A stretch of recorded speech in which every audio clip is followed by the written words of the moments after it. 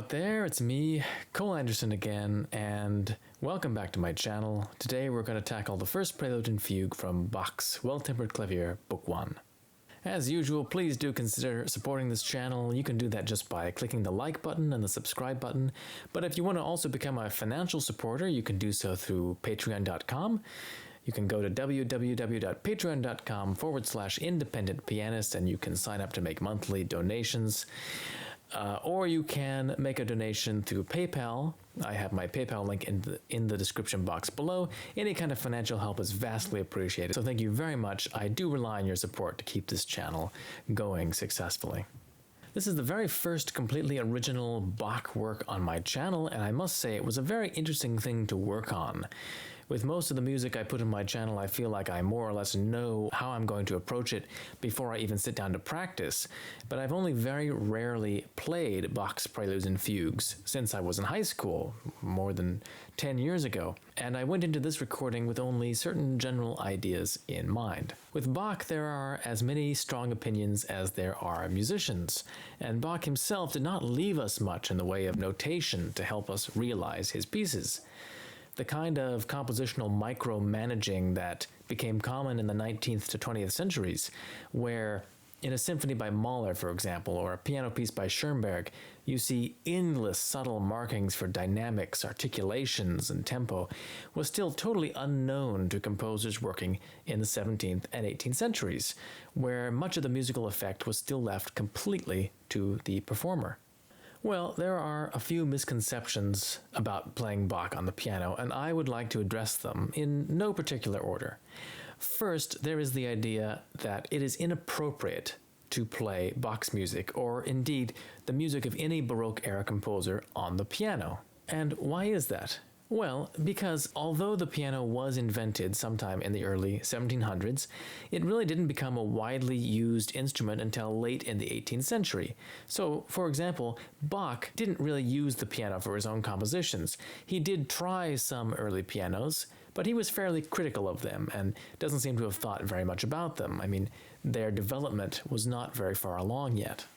However, the idea that we should be barred from playing these pieces on any particular keyboard instrument, whether or not Bach knew about it, ignores the fact that Bach did not specify an exact instrument for these pieces.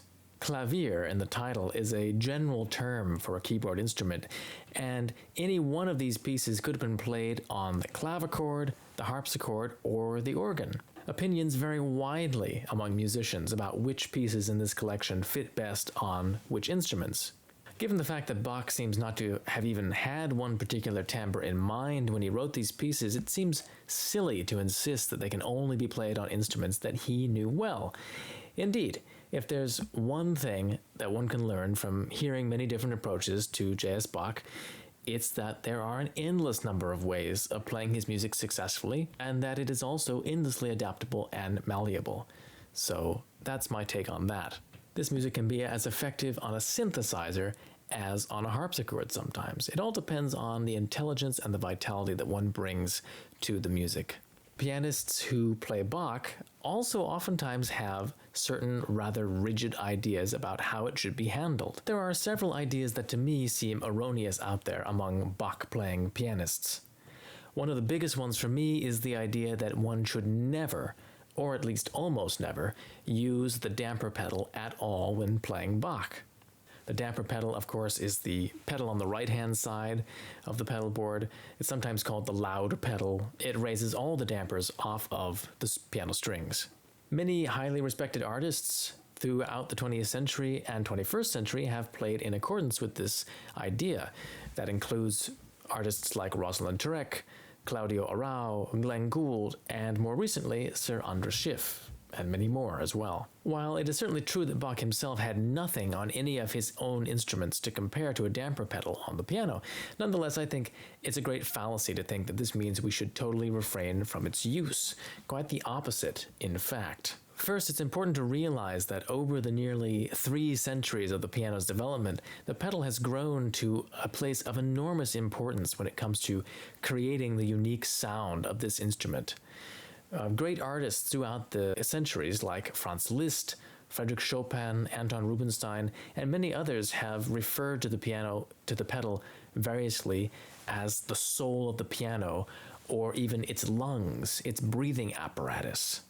The pedal is an enormous element in making the sound of the instrument sing and glow with color and warmth. And I think where this misconception really stems from is the idea that refraining from using the pedal somehow makes the sound of the piano more analogous to one of Bach's instruments, like the clavichord, the harpsichord, or the organ. But this is really not the case. All it does is mimic the physical sensation of playing on one of Bach's instruments, where there's no damper pedal to sustain a wide range of notes that your fingers are not holding down. It doesn't mimic the sound.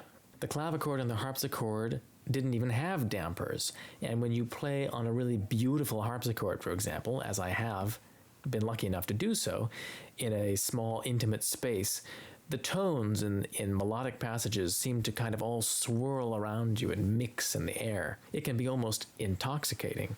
And one great harpsichord teacher and performer that I know, Edward Parmentier, who's probably one of the greatest living harpsichordists in the world, expressed the opinion that if pianists really want to sound more like a harpsichord, they should be pedaling constantly. On the organ, it's a different situation, of course. There, it's more the enormous volume of sound and the large spaces that organs are usually found in that contribute to this kind of ringing, echoing sound, which is not at all analogous to the sound of the piano when played totally without pedal.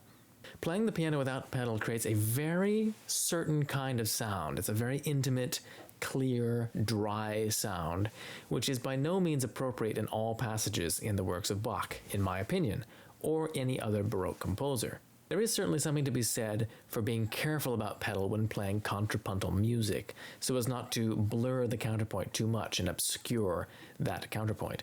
But as long as you learn the music without pedal first, so that you get really good legato fingerings, there's absolutely no reason to play entirely without pedal.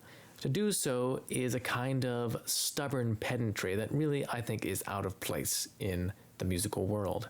Now, of course, if you really prefer that sound all the time, that's a whole nother matter. That would be an honest opinion.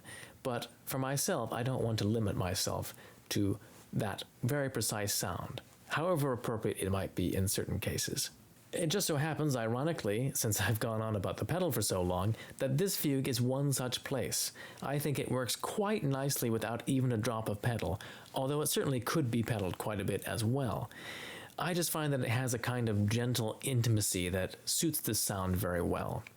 I don't know if I would always play it that way, but I was moved to do it this time at least. Also, I find that I play in a more varied and articulate way in this particular fugue when I don't use pedal. This is probably the only Bach fugue that I play in this way, just to make that disclaimer. And in the Prelude, I use a very liberal amount of pedal, as well as overholding with my fingers. The Prelude is very interesting in its own right. It began life in a shorter form in the notebook for Bach's eldest son, Wilhelm Friedemann, who was learning composition and keyboard playing at the time. This is around 1720 or so. Incidentally, this shorter form has a very different conclusion as well, so I include a recording of this alternate version at the end of the video if you are curious to hear it. Anyway, in this original version, Bach only wrote out the arpeggios for the first 4 or 5 measures. After that, he just wrote block chords as a kind of shorthand, obviously intending that Wilhelm would keep playing with the same pattern. This was actually a common compositional style at the time, writing a series of chords and then expecting the performer to provide the figuration. In this case, the figuration is provided, but obviously it should sound like improvised broken chords. In my view, the sound of one harmony should seem to melt into the next, and I accomplished this with this overholding of my fingers as well as with careful pedaling. Moving on to the fugue, I should note that the version of the fugue that I play here is different from what you usually hear. So usually the subject sounds like this.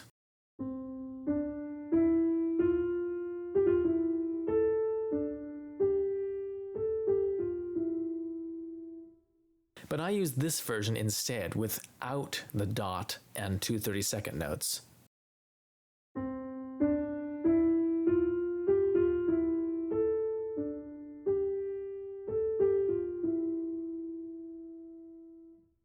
This was actually the original version in the composer's manuscript before persons unknown made that change to the rhythm.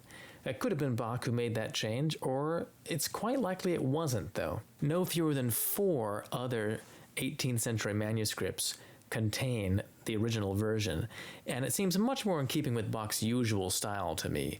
Bach usually avoided these kind of slightly jerky, dotted note rhythms in his fugues, because it just simply wasn't in keeping with the character of his fugues.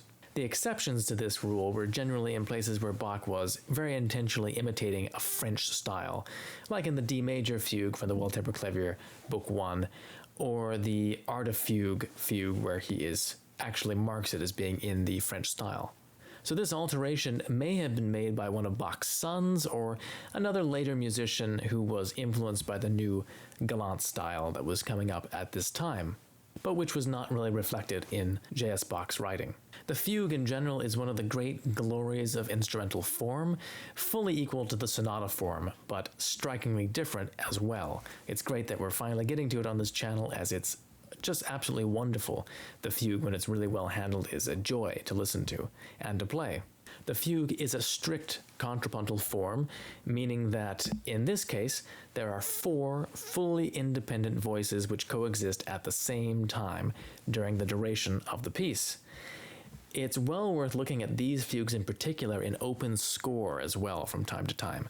I usually recommend students to at least study the pieces with the open score some of the time to fully understand how this independence of voices works. Part of what is so marvelous about fugues is their pure aural richness.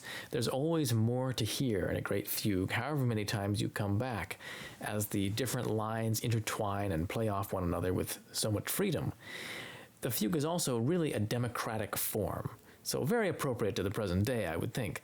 No one voice has precedence over another. The main subject moves from voice to voice, and the skill of the composer is mainly concerned with how the free material that counterpoints the main subject is handled. The fugues in the Well-Tempered Clavier tend to be quite short, but they are packed full of genuine music.